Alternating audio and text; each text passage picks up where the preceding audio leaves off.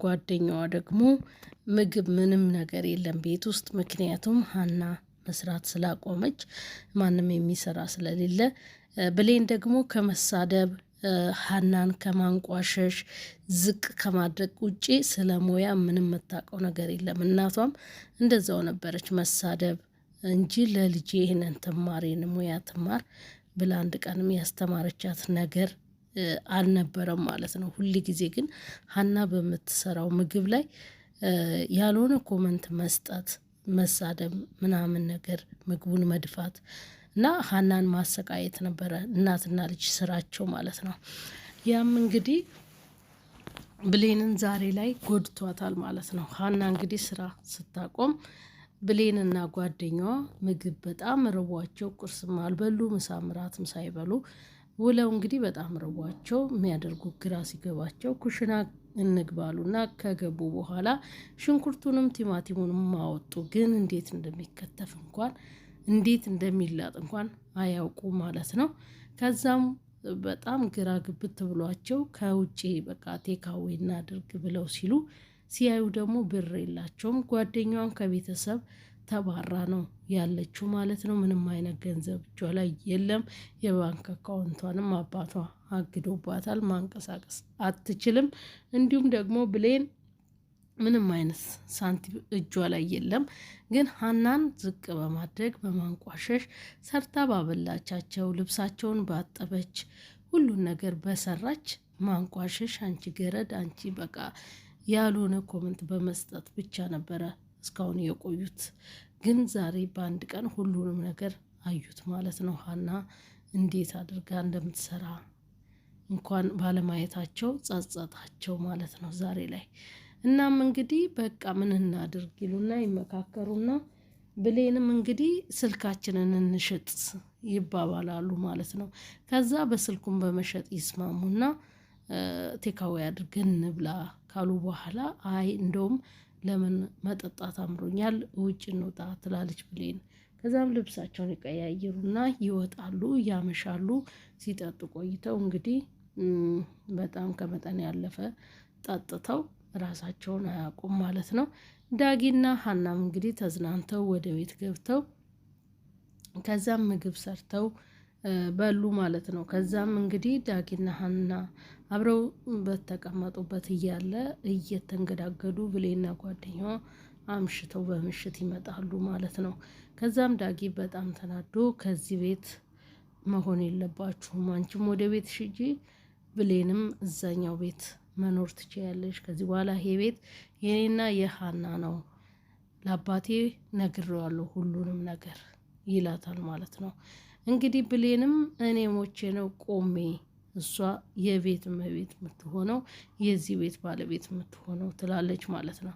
እንግዲህ ዳጊም የጋብቻ ጥያቄ ሲያቀርብላት ለሀና የብሌን ጓደኛ ሰምታ የብሌን ጓደኛም ለብሌን ሄዳ እንዴት ነው እያለው እሷ እንደዚህ እንዴት ሰራተኛ ለአግባሽ ብሎ ይጠይቃታል ብላ በጣም ተናዳ ስትነግራት ብሌንም እንግዲህ በጣም ተናዳ እኔ በህይወት ያለው ቆሜ ያለው እሷን አያገባም ወንድሜ እሷን አያገባም እሷ ከኛ ቤተሰብ ውስጥ መቀላቀል የለባትም ብላ ትዝታለች ማለት ነው።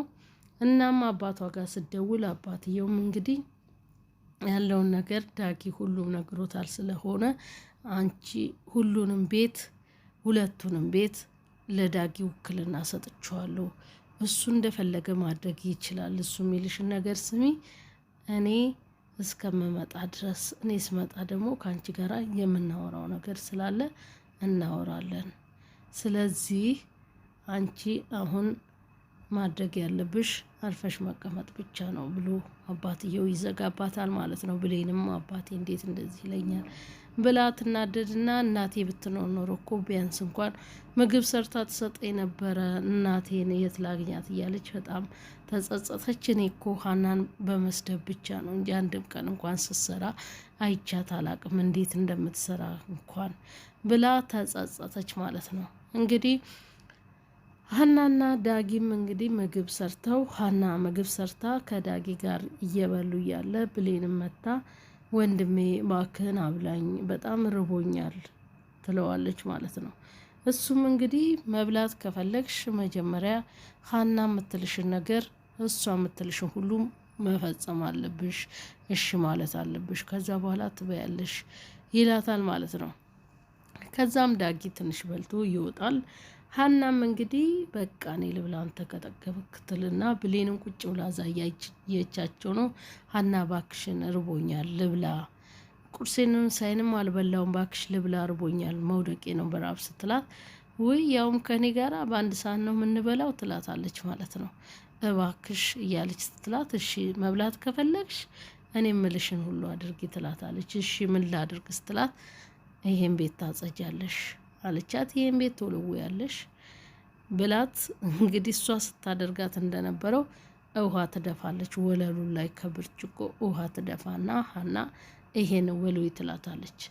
እንግዲህ ብሌንም ያንን እንኳን መወልወል አቅቷት መወልወል ማትችል ምንም ማድረግ ማትችል ከመሳደብ ውጪ ሌላ ነገር ምንም የምታውቀው ነገር የላት ማለት ነው። እሱንም መወልወል አቅቷት በጣም እየተበሳጨች ሞሊያውን እየወረወረችው ነበር ማለት ነው። እዚህ ጋር ማስተዋል ያለብን እንግዲህ ሁላችንም ጊዜ ተለዋዋጭ ነው።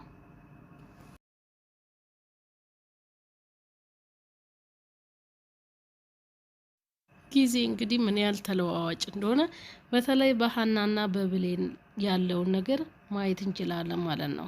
ትላንትና ስትነቃት የነበረው፣ ትላንትና እንደዛ ስታንቋሻት የነበረው፣ እንዲሁም ምግቡን እየደፋች የነበረው ዛሬ ላይ ግን ተርባ ያንን ስትደፋ የነበረው ምግብ እንኳን ማግኘት አልቻለችም ማለት ነው። እና ጊዜ ምን ያህል ተለዋዋጭ እንደሆነ ከዚህ ድራማ በጣም ብዙ ነገር መማር እንችላለን ማለት ነው።